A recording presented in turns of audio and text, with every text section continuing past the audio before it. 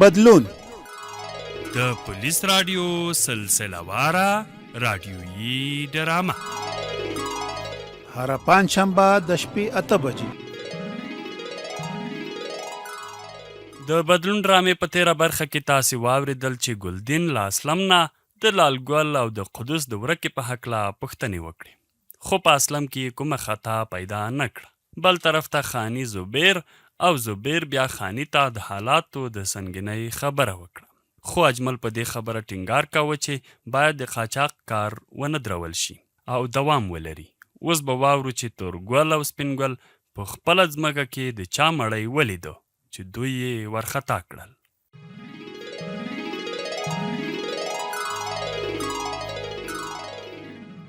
چې ماته یې اوس دا ځای ښودلی و چې دواړه وم او که بل ځای و. ته صبر چې لالا نه مې پوښتنه وکړم. لالا و لالا څه چل دی؟ ولې نارې وهې؟ ما ویل چې تا ماته کوم ځای ښودلی و چې واړو دا ځای و او که بل ځای؟ له ما نه خو ځای خطا شو. هو همدا ځای مې ښودلی و، بس وایه نه وه، زه هم دا ته درتلو والا یم.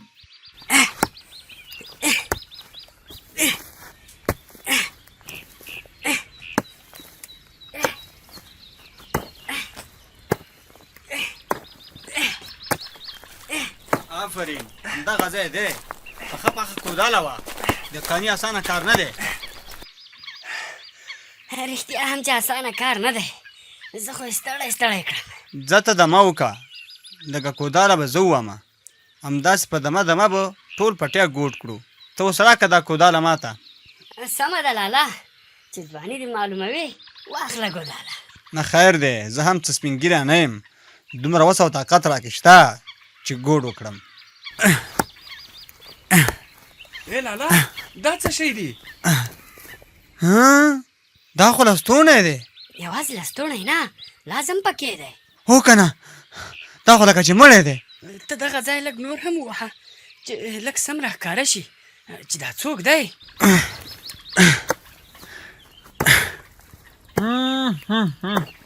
څومره بد بوی شو. خاورې پرې واړوه لالا، زر کوه، بوی کوي. بېلچه خو تا سره ده، زر پرې خاوره واړوه.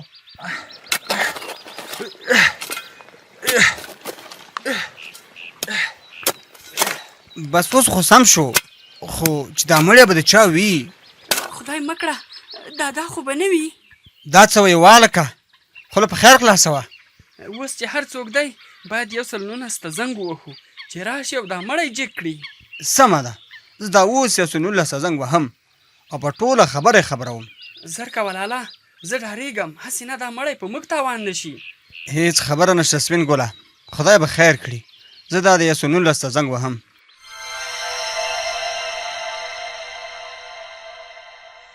حمید خانه څنګه داسې چرت کې ناسې؟ د دنیا غمونه هسې هم نه خلاصېږي، یو مشکل دې حل شي لاس نور را پیدا کېږي. جمال خانه منم چې د دنیا غمونه ختمېدل نه لري، خو د ځوان رور مرګ انسان د ننه نه ختموي، له زړه دې خلاصوي. دا انرژي ورته وڅښه، ګوندې فکر دې بدل شي. دې ته اړتیا نه وه واشنا، زمونږ غم هسې هم په دې شیانو نه کمیږي او نه ختمیږي تر څو د قاچاقبر بنسټیز غم ونه خوړل شي. نو بنسټیز غم یې څنګه خورې؟ څه فکر دې په دې هکله کړی؟ هو، هغه هوښیارانو متل کړی چې د پیشو کله د موږک غوښې ته زړه وشي نو پنیر ورته یې دروازې په خوله کېږدي. څه مطلب؟ ستا په خبره مې سم مازغه خلاص نه سو. خبره دا ده چې قاچاقبر خو همداسې نشو نیولی تر څو پرې ثبوت پیدا نشي، او ثبوت همداسې پیدا کولی نشو تر څو د دوی په رنګ کې رنګ نشو. ښه لکه ته وایې چې موږ به دا خبره خپره کړو چې موږ خارج ته تګ غواړو، قاچاقبر چې خبر سي نو له موږ سره به رابطه ونیسي او همداسې به د هغوی خلاف ثبوت په ګوتو راشي. بیخي همدا خبره ده چې داسې ونه کړو نو له پټو رازونو نشو خبرېدلی چې د پردې تر شا څوک دي. ښه نو بیا دې څه اراده ده؟ ته به ځې او که زه؟ نه به ته ځې او نه زه. د دې کار لپاره به درېمګړی پیدا کوو تر څو د هغوی پرې شک پیدا نشي، په ما او تا د خلکو شک راتلی شي. بیا نو داسې څوک کېدای شي چې منځګړی به وي؟ هغه وایي چې د څراغ لاندې تل تیاره وي. تا ته په خپل کور کې غټ پټ کمال نه ښکاري چې د بل چا په هکله فکر کوې؟ کمال؟ زما کشر ورور؟ رښتیا هم چې له ما هیر و، هغه به ښه وي، خو یوه خبره ده چې هغه به تلو ته رضا کوي څوک؟ هغه خو دومره تریخ دی چې په پوزه مچ نه پرېږدي. ته هغه خبرې پرېږده. زه پوهېږم چې کمال څنګه تلو ته رضا کړم. هغه له تاسې سره ضد کوي چې تاسې د هغه په ضد کارونه ترسره کوئ. زما د سره خوښه ده، باقي نورو خبرو کې زه نه یم. زما خو بیخي نه مني. ما درته وویل چې هغه زما کار دی، ته ترې بېغمه شه. خو یوه بله اندېښنه هم شته. بله اندېښنه؟ بله د څه شي اندېښنه؟ بله دا اندېښنه چې د کمال مزاج معلوم نه وي، هسې نه زموږ نه په پټه ورسره خبره جوړه کړي او په رښتیا ونه تښتي. ته غم مه کوه، مخکې له دې چې څه کېږي موږ به یې مخه نیسو له خیره. ښه، اوس دغه انرژي وڅښه چې ګرمه شوه.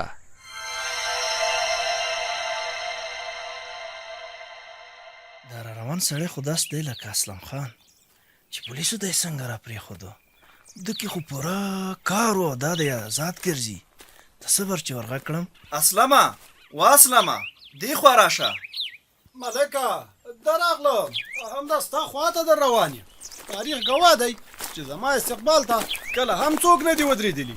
نن راته د کلي ملک په استقبال کې ولاړ دی. زه ستا استقبال ته نه یم ولاړ، زه دې ته ولاړ یم چې ته پولیسو را پرېښودې څنګه. ته خو د پرېښودو سړی نه یې. دا ته څه وایې ملکه؟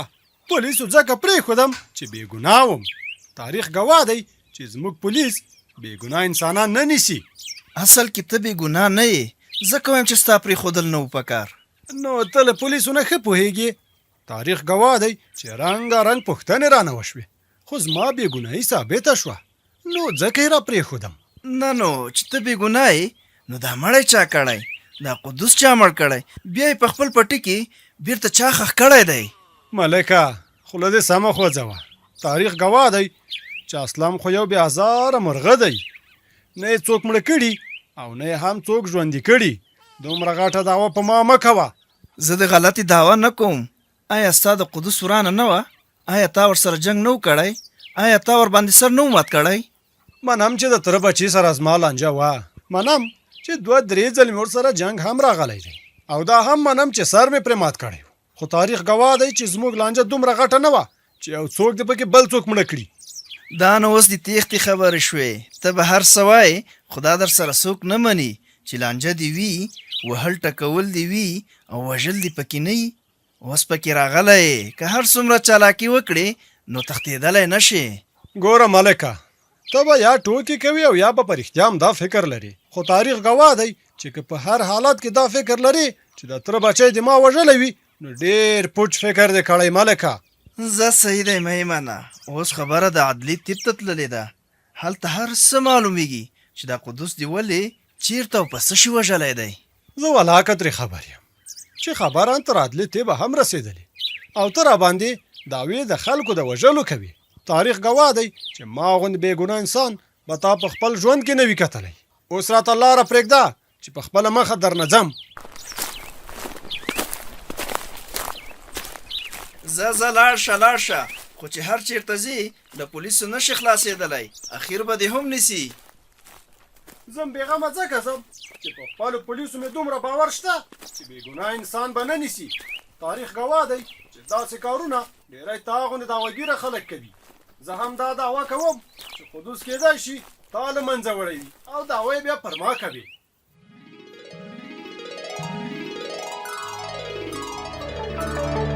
پولیس د ټولنې خدمتګار